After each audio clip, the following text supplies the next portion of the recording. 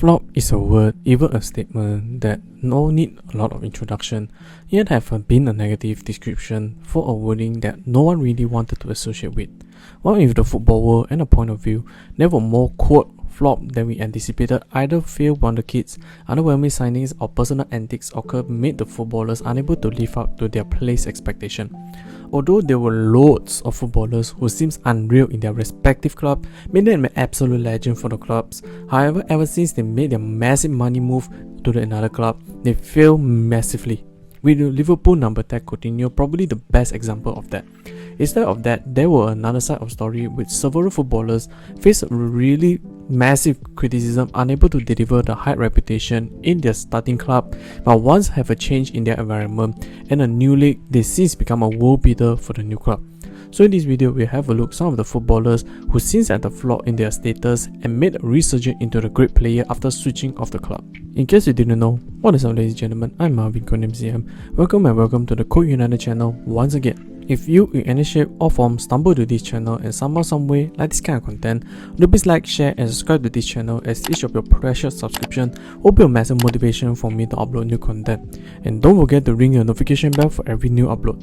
With that said, let's get straight into the video. Starting with a more old school with Diego Forlan. The Uruguayan started his career in a typical local footballer within the Uruguayan division football, while Du went to France to spend 4 months on a trial but did not obtain any further opportunity.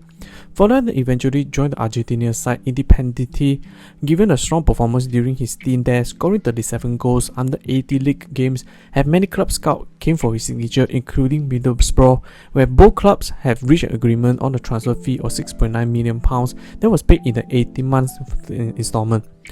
Forlan travelled to England expecting to negotiate with Middlesbrough, but at the same time, the last minute, Man Utd gas-bumped the Teesside club, offering Independiente the same fee in a single payment, as well as a more lucrative salary for Forlan. With the Red Devils, Forlan did not fare much better with the Red Devils under a close to 100 appearance for Man Utd, but only scored 17 goals and provided 8 assists. A very far cry for the forward, making a considerable flop in Manchester. But Forlan in certain circumstances had been a memorable figure for Man Utd, particularly known as a cult hero for the club. With his brace in the 64th and the 67th minute in the away 2-1 Premier League win against the rival Liverpool, his contribution for United supporters remembered by continuing to sing Forlan's name in tribute to the 2 goals he scored against Liverpool for several years after Forlan's departure from the club. With the chant "He came from Uruguay, he made the Scousers cry." Another thing Forlan contributed in the Premier League side is where against Southampton he scored a winning goal and celebrated shirtless, but he then struggled to put it on as the game has recommenced, with Forlan making a block tackle while shirtless. This act made the league have a change of rule, given a yellow card warning if the player took off their shirt. Struggling to provide in the Premier League, on the 21st August 2004, he signed with Villarreal, where in the Yellow Submarine side, Forlan found a new light, scored an astonishing 25 goals in 38 appearances, having won the 2005 European Golden Boot with the Arsenal striker Thierry Henry. At the same time, helped the club qualify to the Champions League for the first time in the club history. After having successful season scoring 59 goals and 4 assists, Forlan moved to the Atletico Madrid. In there, Forlan again upped his game into the world-class scorer along Aguero. He helped Atletico Madrid won the Europa League Cup while scoring a whopping 96 goals and 31 assists under close to 200 appearances. Aside from the club side, Forlan in the 2010 World Cup sealed himself as one of the best footballers as he mastered the Jubilani, a notorious ball for the World Cup, scored 5 goals in that tournament. Overall, Forlan being the flop but a cult hero for Man Utd, flagged himself in La Liga, made him the feared or the one of the most feared striker in the football history. Next one, Martin Odegaard. Odegaard started his career in the local Norway, where under his father Hans-Erik Odegaard, a former footballer, coaching in emphasized on close control during his dribbling, whereby helped Odegaard having a solid base in his technical department. At the age of just 12, he had impressed the former football manager Lars during the nationwide tournament of the under 16. The best 15-year-old in the country were gathered for a tournament between the top clubs. It was definitely not the first time he has astonished his opponent or the spectators. He was 3 or 4 years younger than the others. It was impossible to not realize that we were witnessing something out of ordinary. Odegaard at the age of 13, he already began the training with Storm the Gossett first team, but also making a first team debut at the same year. In the mid-season friendly against the local rival Netherlands IF, he together with Storm Gossett made his name across Europe. Being the talented and bright young playmaker has made him under many clubs' watch lists. On the 21st January 2015, Real Madrid reached agreement to sign Odegaard, and after the training with the senior team earlier in that month, and the fee reported by the Spanish media is around 3 to 4 million euro. However, with Los Blancos, Odegaard did not enjoy much success with heavy competition on midfielder at that time, and Real Madrid packed with unreal names like Modric, Kroos, Casemiro, Isco, etc. This made Odegaard almost impossible to break into the first team, and he was loaned to other teams like SBV Vitesse, Heerenveen, and Real Sociedad. And after making only 9 appearances during the Real Madrid opening half of the season, following his loan spell at Real Sociedad, Odegaard made it clear he wanted to leave the club during the winter transfer window in search of the first team football. And on the 27th January 2021, Odegaard joined English Premier League side Arsenal on loan until the end of the season.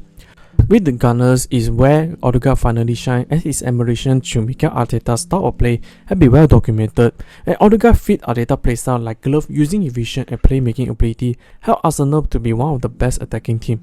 Especially he and Saka, the form one of two punch on the offensive made the attacking much more entertaining.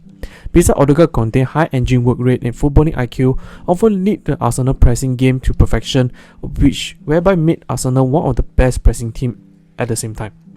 On the 2020, following the departure of previous club captain Aubameyang and entering captain Lacazette, Arteta named Odegaard as a new captain for Arsenal. But Odegaard did not help Arsenal obtain much silverware for Arsenal. His contribution going from a field wonder kid with Real Madrid to now the captain and one of the poster boy along with Saka for the Gunners. Lastly, of course, Antony. The Brazil international have been an old story for many of us who following this channel for long enough, as Antony have came a long way to enter into this conversation. Not much introduction needed for the Brazilian, as his story starting in Brazil, then moved to Ajax. Antony became a tricky, creative and pacey right winger, specialized in his ball retention and favours a left foot curler.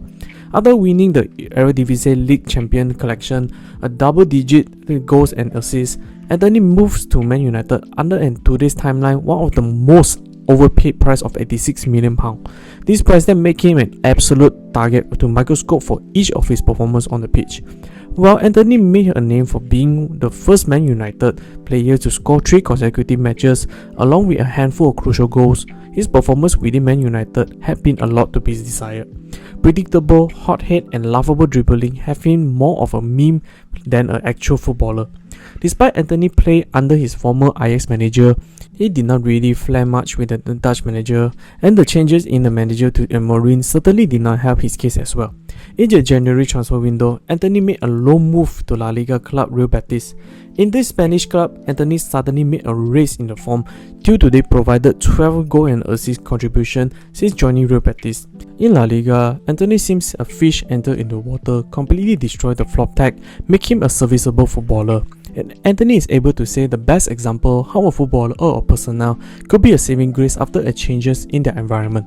In the Premier League, due to the intensity and emphasis in physical and pace, made the lightweight Antony unable to play comfortably.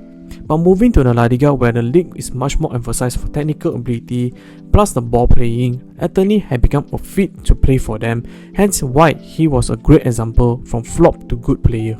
That's the end of the video. What do you guys think? What's your take on the footballers that initially seen as a bad player, but with a change of a club, they raised their game and since become a quality player? Or do you have other footballers with a similar experience? Comment down below so we can have a discussion.